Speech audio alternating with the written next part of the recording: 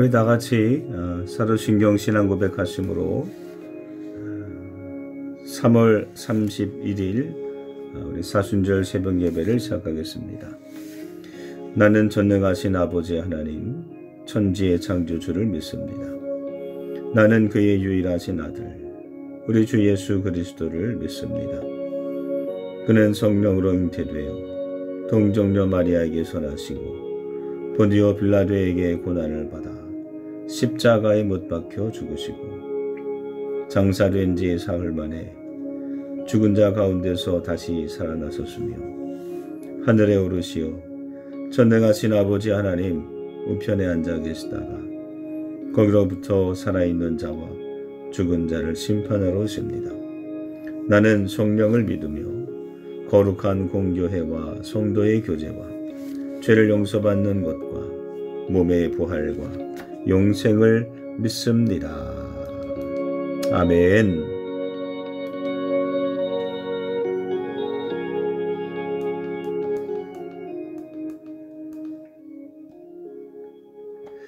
오늘 주시는 하나님의 말씀은 요한복음 6장 5절 6절 말씀입니다.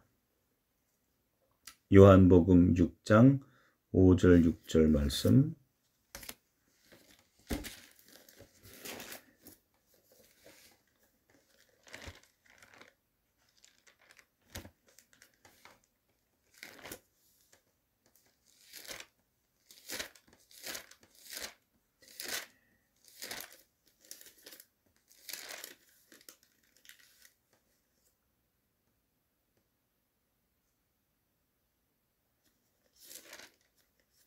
요한복음 6장 5절 6절 말씀.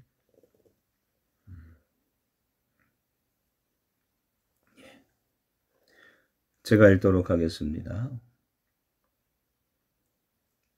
예수께서 눈을 들어 큰 무리가 자기에게로 오는 것을 보시고 빌립에게 이르시되 우리가 어디서 떡을 사서 이 사람들을 먹이겠느냐 하시니 이렇게 말씀하시면 친히 어떻게 하실지를 아시고 빌립을 시험하고자 하심이라. 아멘.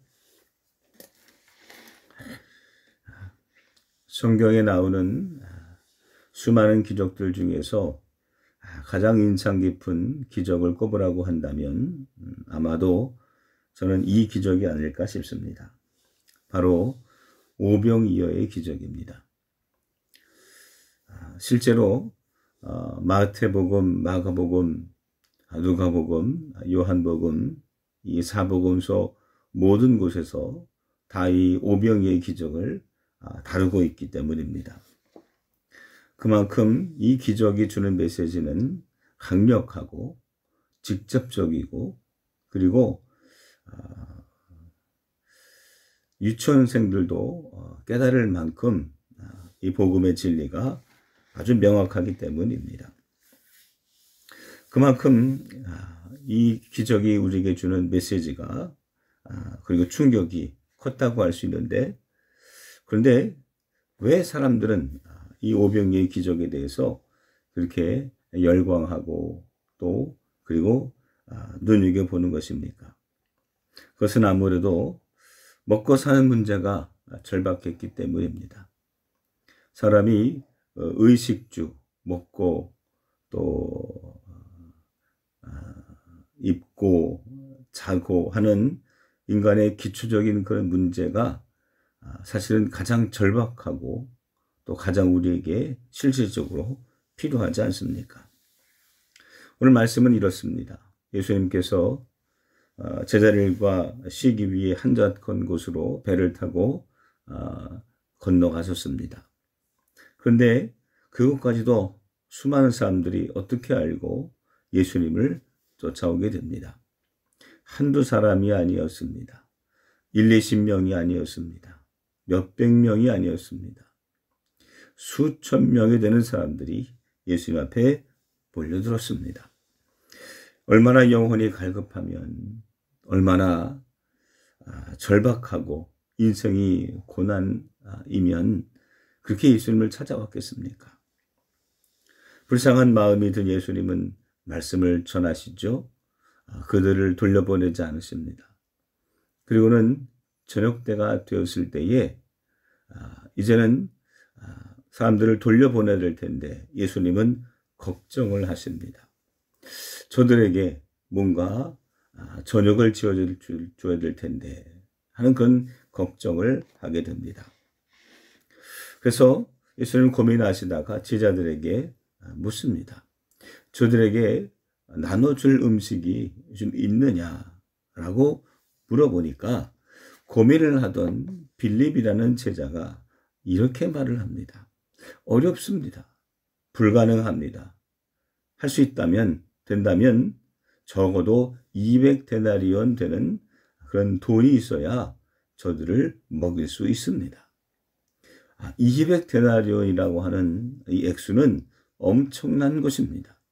요즘 돈으로 환산한다고 한다면 약 2천만 원이라고 할 수 있습니다. 여러분 생각해 보십시오. 2천만 원이 갑자기 어떻게 나옵니까?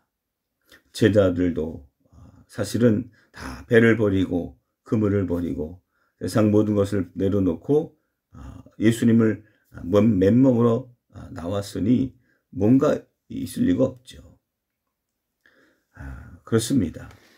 우리는 생각할 때에 하나님이 어떻게 하실는지 또 하나님이 일하시려면 얼마나 큰지 우리는 상상조차 못할 때가 많이 있습니다. 우리는 이 사건의 결말을 잘 알죠. 한 소년의 도시락에서 나온 보리떡 5개와 물고기 2마리를 가지고 남자만 5,000명을 먹이신 이 사건의 결말을 우리는 잘 압니다.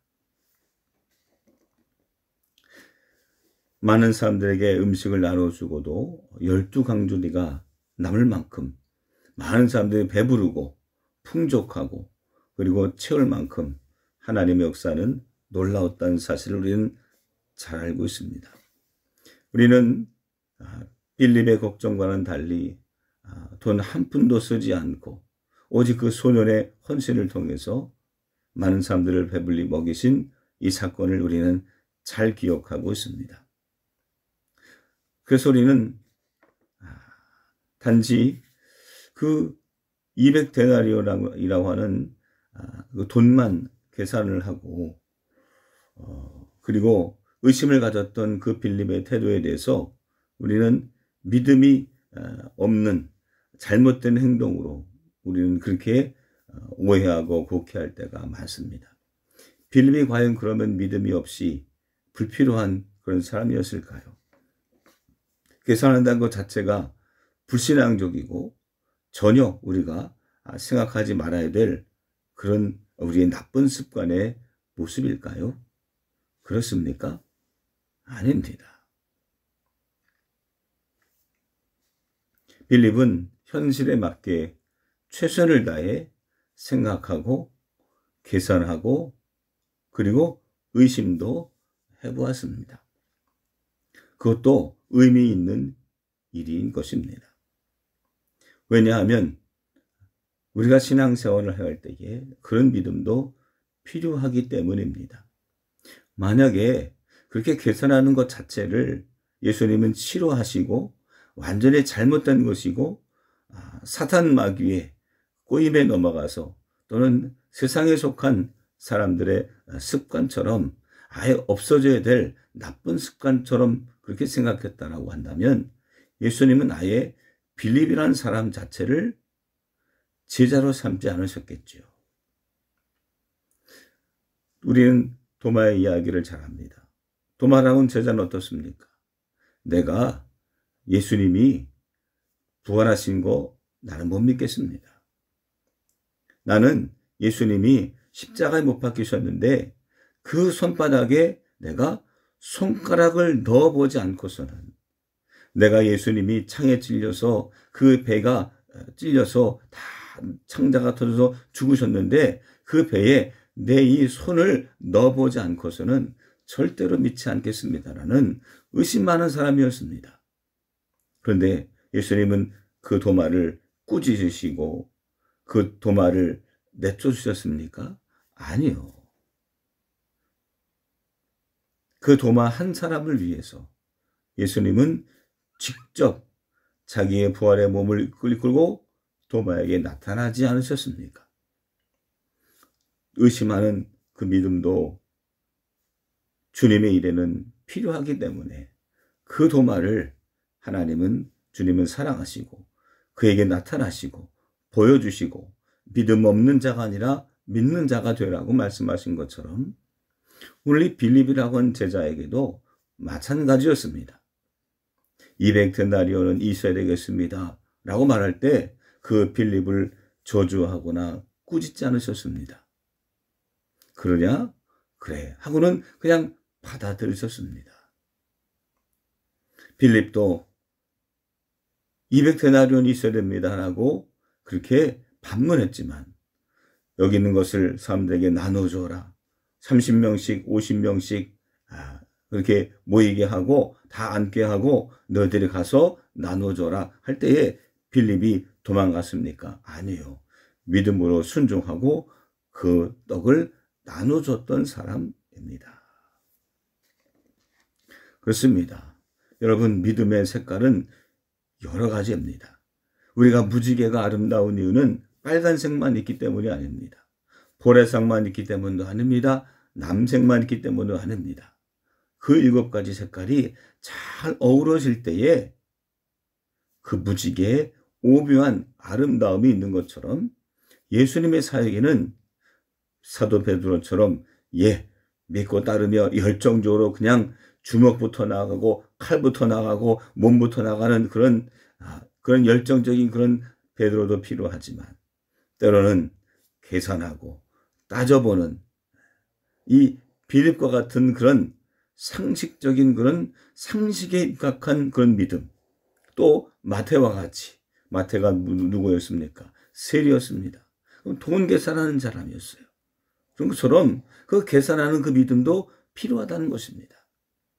도마처럼 의심하고 난 절대 못 믿겠습니다. 난 내 눈앞에 보여져만 믿겠습니다 라고 하는 그 도마와 같은 의심하는 믿음도 하나님의 나라를 이루기 위한 예수님의 십자가 복음을 이루기 위해서는 반드시 필요한 모두가 두루두루 다 필요한 믿음이기 때문입니다. 그렇습니다. 여러분, 고민도 해봐야 진짜 기쁨을 압니다. 또 사람이 계산도 해봐야 예수님의 능력이 얼마나 대단하고 놀라운지를 우리는 측량할 수 있는 것입니다. 지난 월요일 날 우리 교회에 지적공사에서 나와서 땅을 측량을 했습니다. 어느 땅이냐 하면 저기 도로변에 있는 고속도로 도로변에 있는 그 남해 밭 안에 있는 우리 땅 2필지를 측량을 했습니다. 측량하는데 보니까 얼마나 정확한지 모릅니다. 기준점을 저 멀리서 잡아서 하나씩 따와서는 여기가 몇 평 이만큼 여기서 여기라고 다 표시를 해가면서 그렇게 측량을 합니다. 저는 생각했습니다. 그렇죠. 하나님의 나라를 측량하는 사람도 있어야 됩니다. 계산하는 사람도 있어야 됩니다. 하나님의 돈을 계산하고 분석하고 또 따지는 일도 필요합니다.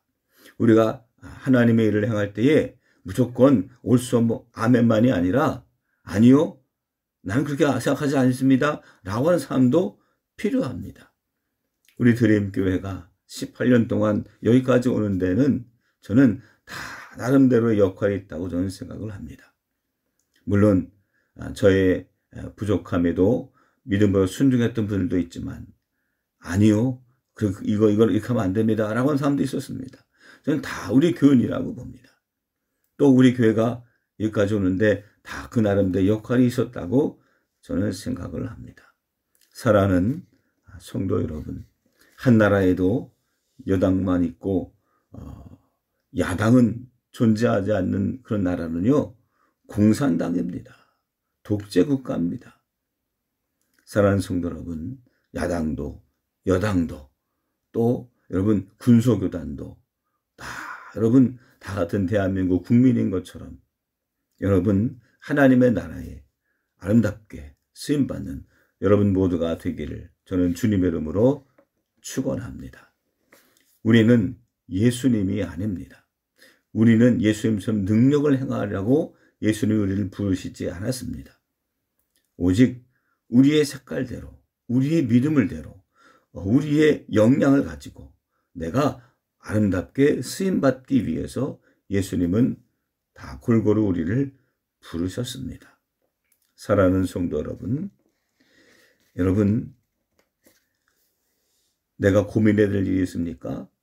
고민하십시오. 여러분, 내가 계산해야 될 일이 있습니까? 철저히 한번 따져보며 계산기를 둘러가며 한번 따져보십시오. 또 내가 마음에 들지 않을 때가 있습니까? 반대 한번 해보세요. 저는 이렇게 생각합니다라고 의견을 내보세요. 이 모든 것이 다 어우러질 때에 진정한 우리 드림교회에 하나님의 복음을 증거하는 하나님의 나라가 될 줄로 저는 믿습니다. 예수님께서 이런 말씀을 하셨죠. 뱀처럼 지혜롭고 비둘기처럼 순결하라. 그렇죠.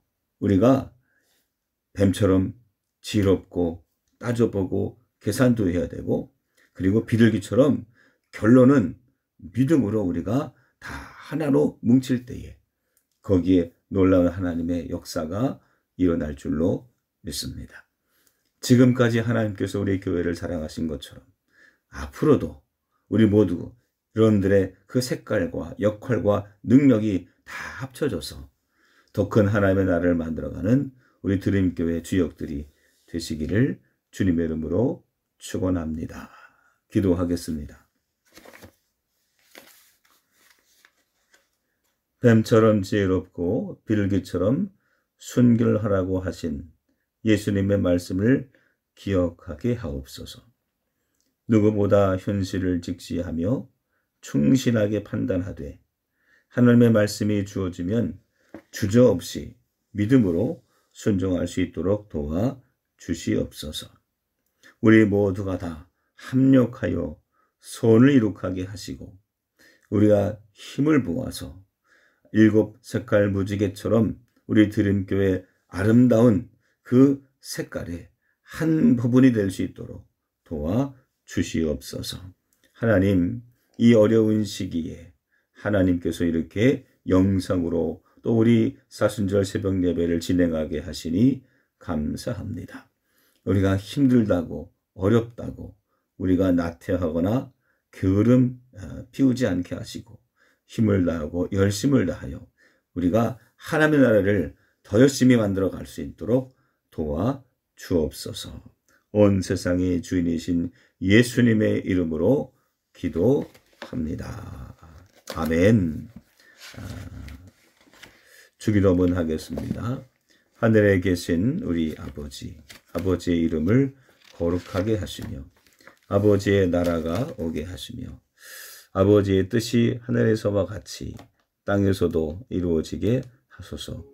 오늘 우리에게 일용할 양식을 주시고 우리가 우리에게 잘못한 사람을 용서하여 준 것 같이 우리 죄를 용서하여 주시고 우리를 시험에 빠지지 않게 하시고 악에서 구하소서. 나라와 권능과 영광이 영원히 아버지의 것입니다. 아멘. 같이 기도하겠습니다.